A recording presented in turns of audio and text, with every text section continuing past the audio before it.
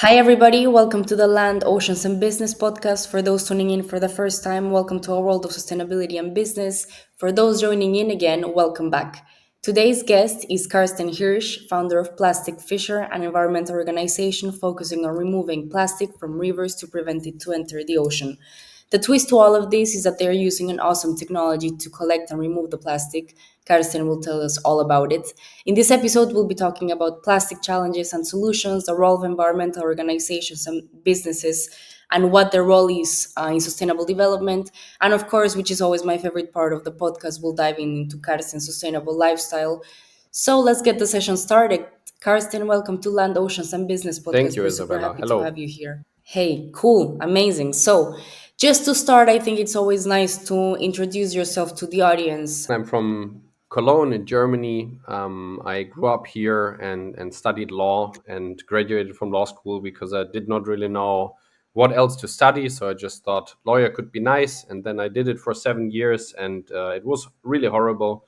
But I graduated from law school and then I went with two friends to Vietnam for vacation. And we saw how plastic was flowing down the Mekong River every day around the clock. And we were quite shocked by that. And I have never been to Asia before, so I've never seen the amount of pollution before. And yeah, we kept talking about this during the vacation and afterwards. So when we were back in Germany, and we did a little bit of research and figured out that there was no company in the world that we could find that was tackling ocean plastic pollution already in rivers. And that surprised us a lot because we were thinking, well, a lot of plastic must come from rivers. It was really obvious, but we were wondering why no one was addressing that issue right there. And we only could find the ocean cleanup, of course, who was collecting it with vessels from the ocean.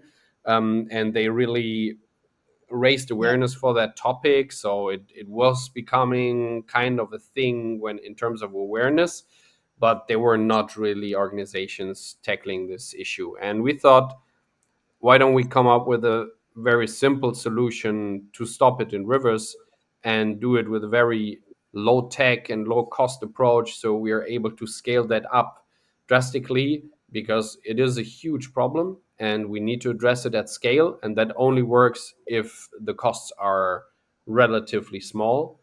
Otherwise it's going to be really hard to stop 8 million tons or more of plastic annually.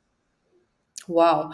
I personally think, and I think I was sharing these same thoughts yesterday with another person, is that in the West we don't see many issues directly, right? It's like we are in this bubble, completely trapped in it, and we cannot see. And then if we manage to pop that bubble, which I'm super happy that you did in this case, going to Vietnam, then you see, wow, there is such a big challenge. There are such huge issues going on in the world that are affecting health, local economies, clean waters. There are so many collateral damages that happen just because of all the amount of plastic accumulated, which in many points also comes from the West, and they send it all to low income Yeah, I countries. This is think, also a I've very big never thing. been before or, really knowing about the plastic pollution situation. And I was lucky that I saw it at the right time and was there with friends who had the same feeling about it.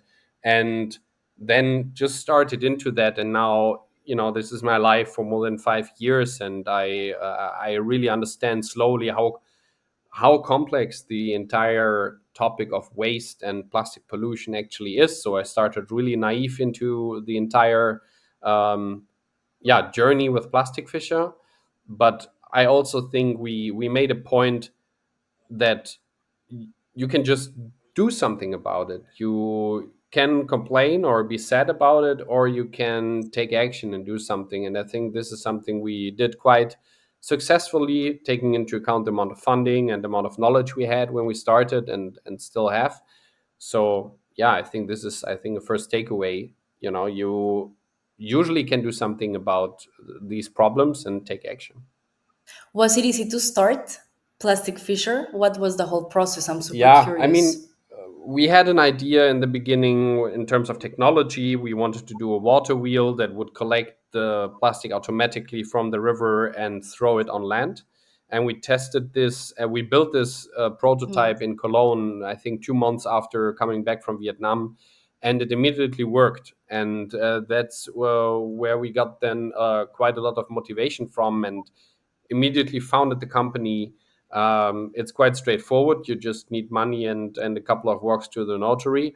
And we did this with our own funding. So we initiated the company, and then we wanted to replicate the technology and test them in a super polluted river, which was in Indonesia. So 6 months after coming back from Vietnam, we had a company, and we I moved to Indonesia to live at the most polluted river in the world, to figure out if our technology works on the ground. And we figured out it didn't. It didn't work because there the rivers are very different. In dry season, the water level is just or the flow of the river is just so slow that it would not move the wheel enough to basically collect the plastic from the rivers. And then we had to reschedule and to basically pivot in terms of technology. We had different thoughts about business model before. And yeah, I mean, in general, I wouldn't say it was easy, but we were fully committed, and Mm. we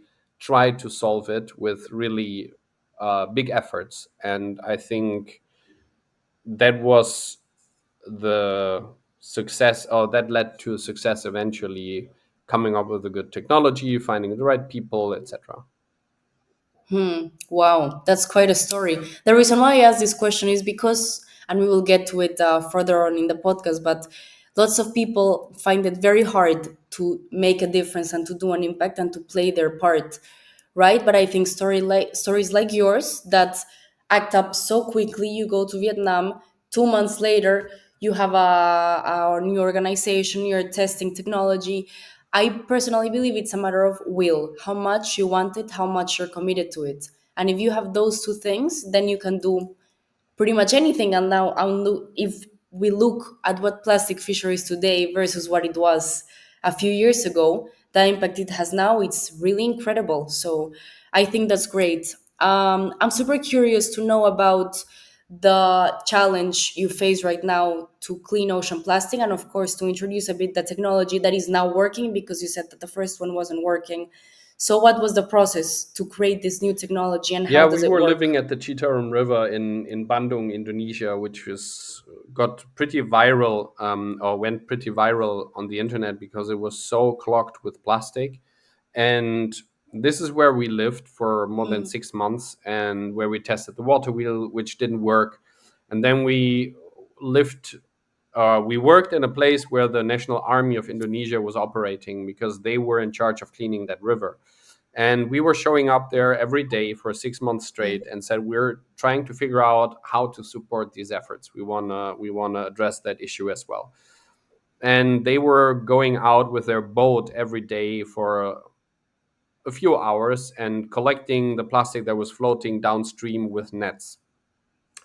But we thought, what about the other hours of the day, when they are not there with the boat? Then everything is going to go downstream. And then we thought, okay, let's build a swimming fence that would stop the plastic, and then we just collect it from there once a day. And with a couple of iterations, we came up with a proper design that we could build from locally available materials at very low cost, and it worked very well. I think it was a little bit of a shock for the army, because from one day to another they had to clean up loads of plastic, because when it rains, or when there is a lot of plastic influx, it stops tons of plastic in just a few hours.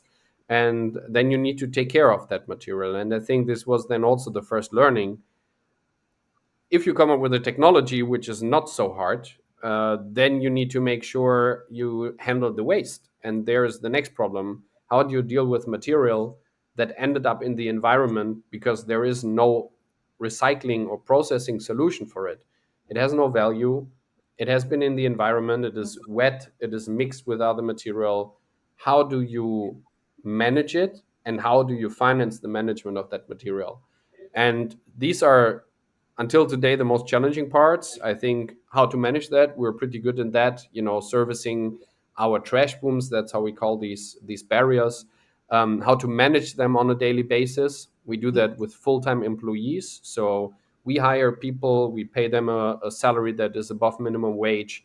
We pay them for a private health insurance. They get regular working hours and basically receive planning security that they would not have without us, because they would usually have just a day job and look every day for a job to basically put food on the tables for their families. But with us, they have fixed salary, they have free time, something that is pretty normal for us and standard in Europe. But there, especially for uneducated or older people, is really not the case many times. So yeah, managing the material is one thing, and the other thing is how do you finance something that does not bring any money by itself, because we're not digging gold here. We're digging basically non-recyclable plastic that has been thrown into the environment because no one is willing to pay for it because it cannot be recycled. And this is, until today, the biggest challenge. Yeah, I was actually about to ask you, and it's good that you just mentioned that. Where does this plastic come from? Is there some research that you have been doing on why it's accumulating so much in these rivers? Yeah, we were a bit more than in 40 rivers, so that's part of them are tributaries to bigger rivers. Um, and I think first of all important to say is that the material that we find is local waste, in all of the places where we are. This does not mean that there is no export of waste into these countries. I'm just saying these exports happen in very specific places in these countries where we are, by coincidence, not operational at the moment. So there is definitely export of German or of other foreign waste into these countries, which, yeah, worsen the situation. But the rivers that we are working in contain only local waste. And I think the main reason why this is the case is that there is a lack of infrastructure. So the people that reside near these rivers do not have a functioning waste management system.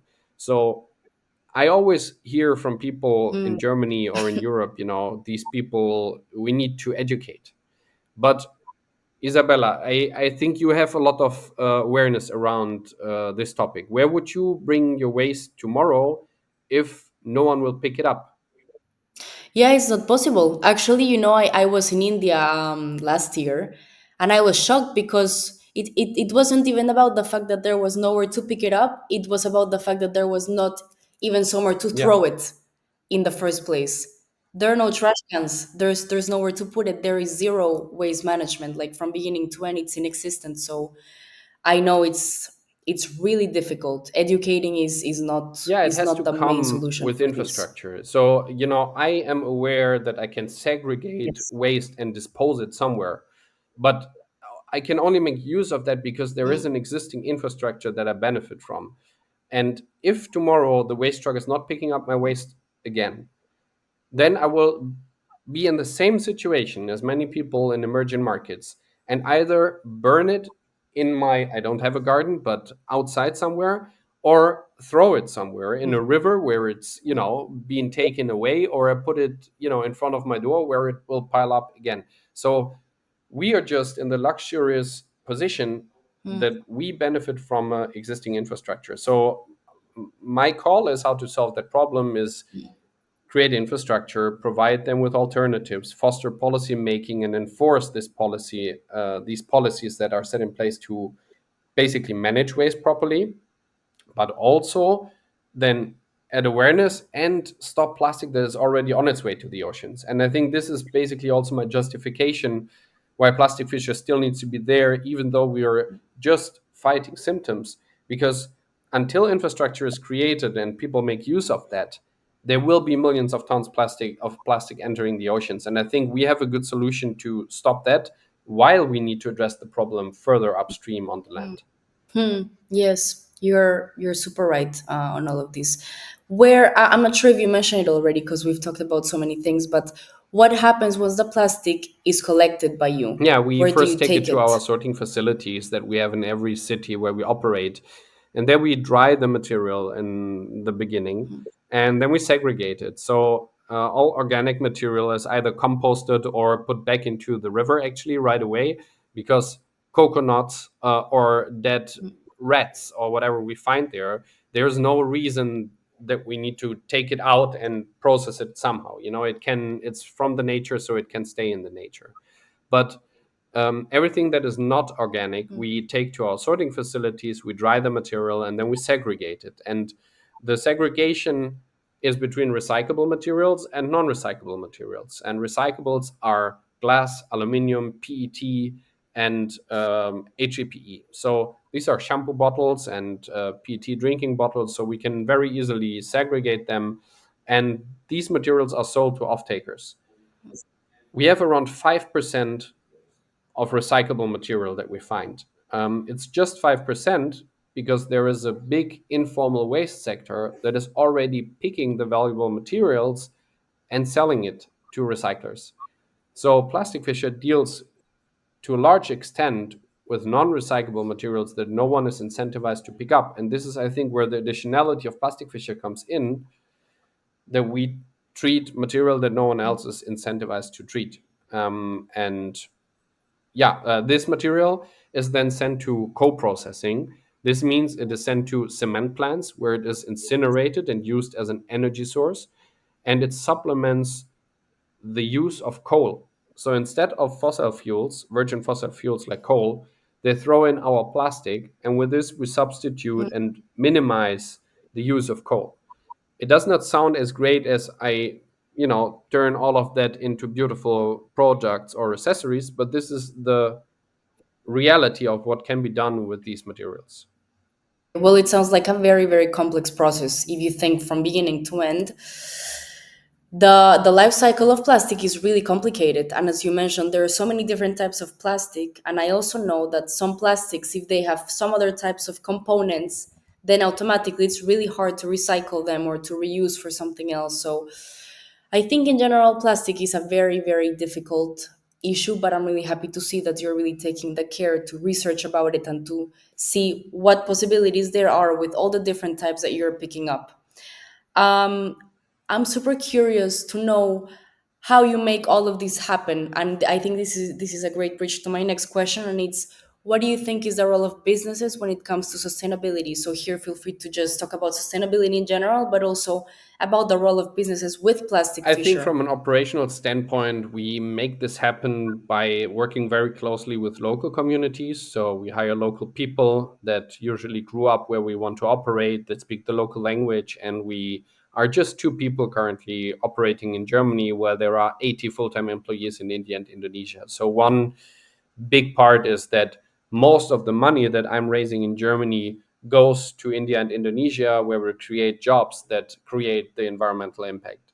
So by I think we are really good in managing projects because we speak a lot, we invest a lot of time into details, into repeating also tasks and double checking if things are carried out the way we expect it to be, because we really believe in impact has to be transparent, it has to be super accurately measured, and nothing can fall on our feet thanks to that. So I think from an operational standpoint, it's how we manage these projects is something that I cannot even really explain. It's just how the people work in the company and how dedicated they are to carry out the operation so yeah, accurately. And we are financed through sponsoring contracts from organizations that want to contribute to a cleaner world and to social impact.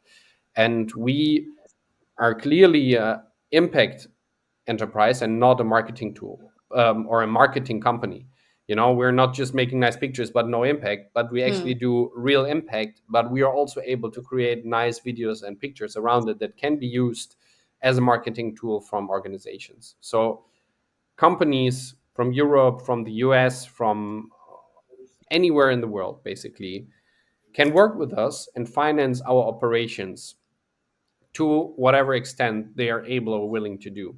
And in return, they get proof that the impact was created. So we provide impact as a service. We are a for-profit company. Um, but I think it has a lot of value because a donation, by definition, and there maybe my law background comes into place. Um, a definition is something where you cannot expect anything in return. This is the definition of a donation. And with Plastic Fisher, you don't have to hope that we do the right thing with the money, but we owe you something. So if you give me $10, I owe you to remove and manage 10 kilogram of plastic in India or Indonesia and create fair jobs to power that impact. And I think it has a lot of value because we there is a liability from Plastic Fisher to do it. And I think this is something that companies and individuals also worship, that they know they can trust us, they can rely on us. And we are lucky that hundreds of individuals and also dozens of organizations have decided to support real social and environmental impact and fish with us. I think you mentioned something super relevant here, which is the need to be transparent. There is so much pressure for everyone, for non-profit, for-profit organizations, for every single person, and it's growing, especially in Europe. You must be super familiar with it also with your law background. There's so much weight coming in terms of putting pressure on companies to report, even if it's small, medium, big enterprise. Of course, the bigger it is, the bigger the weight. They're not coming for the smaller ones just yet, but it will still happen. And then you also mentioned something super important, which is marketing versus reality, right? There are so many companies that just try to do the impact or show the impact just for the marketing of it. And this is where greenwashing comes in, which I know you're super familiar with because you've had some conversations before with our environmental team, with myself about, for example, double counting, right? Which I think is a super important term in the sustainability world, specifically for things that you can quantify. How do you think that companies can make sure that they don't do it just for the marketing of it and just to do it once, but but consistently try to implement sustainable practices Yeah, by into working their with an businesses? organization like Plastic Fisher, you usually only solve a part of the puzzle. So there is your own supply chain, and then there is stuff that goes beyond your supply chain. And we are the part that goes beyond the supply chain because the material we collect is usually not what any of the organizations we work with has put into the environment. We're not working with these companies yet, um, but yeah, we add something to their picture of they want to contribute to a cleaner world and improve what the company is doing. And this does not mean that we're offsetting any of their emissions or anything like that. So I think the offsetting point or the footprint compensation is one of the phrases we never use because I think it is misleading and it opens doors for greenwashing. Um, so what we do is Yeah. if you support us, you contribute to a cleaner world and an environment. I think this is, as long as you speak the truth and the facts, this is something no one can deny. And this is the other thing, how we want to prevent greenwashing accusations for us and our sponsors is limiting them to fact-based communication. That means whatever you do, what can be measured, what reflects the truth, can and should be communicated, but not more than that. So we're not saying, if you give us $1,000, we're gonna remove 1,000 kilogram of plastic. So talk about it. But if you give us $1,000 and you say, I'm a sustainable company that saves the oceans and we are certified as whatever, this is just going beyond what is actually happening. You just enable us to remove a certain amount of plastic and create the jobs, which is great. So talk about what is great and don't blow it up unnecessarily. Yeah, and I think this humble but impactful communication is something that is not happening anymore too often. And I think this is where we want to make a stand. We stand for correct and uh, effective communication, where no one in the end will accuse you of greenwashing. You're right. I think it's one of the most important things, especially when it comes down to sustainability. You need to be able to show clearly what you're doing, how you're doing it, what you are not doing, what you are doing. And I think this is only possible to do with effective communication, as you say. So I think this is super, super valuable for the people listening in today. Karsten, okay, we're moving on to the one of the last parts of the podcast, which is the personal lifestyle. It's my favorite part just because I love to see how every guest coming in has such different approaches to sustainability, to sustainable lifestyle. I was talking to someone yesterday, and they were telling me how there is no such thing as small steps, because every small step you do, if you see more and more people doing that same small step, it becomes being a macro impact. So I'm just super curious to hear a bit about your personal lifestyle in terms of Yeah, I sustainability. think without having heard what the other person said, I agree to that because I always say, we need a large amount of people doing a little bit rather than just a few people doing it all. If I'm not living zero plastic. It's to me, I think it's really hard to avoid plastic. I try to minimize my footprint in terms of plastic, and I try to consume locally produced food or seasonal food that is doesn't have a crazy footprint. I need to travel for work sometimes, and I have a carbon footprint that I want to minimize or also compensate for with proper projects. I think the largest footprint still have the corporates, the very large multinationals, and they are the ones that Yes. can really make an impact. Because if I just say, look, from now on, I only go with the bike to wherever I go, this is great. This is a contribution. Here we are again with the word contribution, which is valuable, but it won't save our world from climate change. We need to have pressure on the Yeah. large oil companies, for example, and the cement companies and the steel companies, and all of that needs to add to the picture. So I believe we can all do something and contribute and make others aware that they can also do something about it.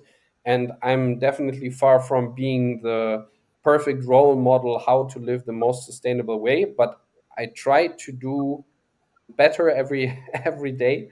Try to reduce plastic, but I think it's really hard to do that. And also, I think I want to increase my handprint. So this is the opposite, basically. This is the positive impact you can have, which maybe goes beyond your own consumption. So I think I can do that already with my work, which is quite cool.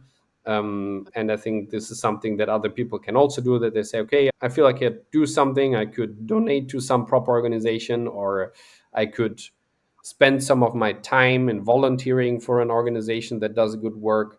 Um, yeah, that always helps. And maybe if I may add one more thing to a topic we talked earlier about, that was many people have the feeling they want to do something about the plastic crisis or climate change. And not everyone needs to found their own company like I did with Plastic Fischer. So there are proper organizations out there. If you really do some research and sit down, you say, okay, I want to contribute to biodiversity or mangrove protection or climate change or whatever it is. Do your research. Maybe you can do an internship. Maybe you can, help these companies with your skills. I can only talk about Plastic Fischer. We lack Yeah. a lot of resources in many ways, and we could make use of skills from other people. And you don't need to reinvent the wheel all the time, but you can also try to help organizations that are already doing something useful. Yes, there are so many different ways to contribute, right? And as you said correctly, you don't need to start your own company for this. You don't need to go to this level, but there are always ways. It's just a matter of wanting. You also mentioned the corporate, how the corporations, of course, have the bigger impact, and this is true. But I still, of course, I agree with you. It doesn't mean that we, as individuals, we shouldn't do anything about it. Then we should just sit and live life in the most unsustainable way. Because at the end, even if our impact is Yeah. smaller, it is still an impact. Usually, many Or- people have a job Yes. and they work for an organization or they have their own, and they can motivate their organization to contribute. I think Yeah. the power that employees have on their employer is significant. So if you work for a large or medium sized, a small Yeah. organization, you can talk to whoever is responsible in the company and say, hey, I'm aware of this organization. Can we not, support them in a way? And I think this is something that easily can be done. Yeah. You don't even need to spend your own money on that, but maybe your organization that you're working for can. So this is maybe something how also individuals can contribute, making others aware of the opportunity to support. Absolutely. It's all about having a voice. Super good that you mentioned that. Just to wrap up, Karsten, how can people connect with you and how can people support Yeah, Plastic Fisher? well, you find me on LinkedIn. I'm pretty easy to reach there. And yeah, our website plasticfisher.com, plastic with C Fisher as well. You'll probably find it in the show notes or so. um, yeah, you can follow us on Instagram, subscribe to the newsletter. You can reach out to me on LinkedIn. You can support us by financing our operations per kilogram of plastic that we remove and process. That can be done on our website. And introduce us to one person you think that can help Plastic Fisher scale financially or with contacts, or however you think that that is possible. There are many ways to support us. So if you have an idea, just reach out to me and we can explore it. Great. Well, thank you so much, Karsten, for your time. I think it's a great episode filled with knowledge and motivation as well. So I'm super, super happy that we could have this episode. Thank you so much Sure. again Thanks, for joining us Isabella. And today. yeah, everyone for tuning in too. Bye Thanks a bye. lot. Have a great day.